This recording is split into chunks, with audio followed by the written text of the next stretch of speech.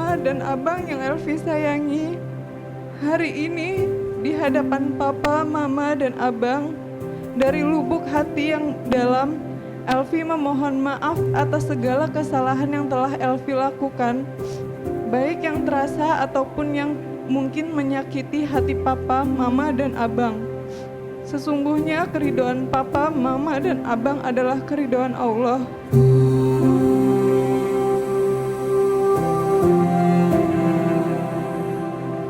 Papa, Mama, dan Abang yang Elvi hormati, ini telah tiba saatnya Elvi memohon pamit dari hadapan Papa, Mama, dan Abang. Elvi mohon izin doa restu untuk menikah dengan pilihan hati Elvi yang bernama Syeful Bahri.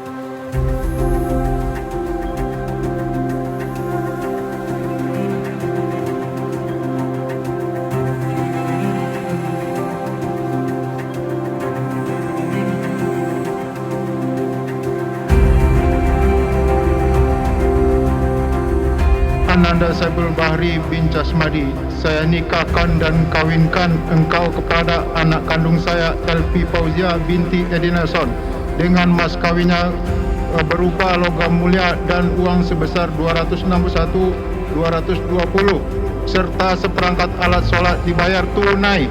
Saya terima nikahnya dan kawinnya Elvi Fauzia binti Edi Nelson dengan mas kawinnya yang tersebut tunai.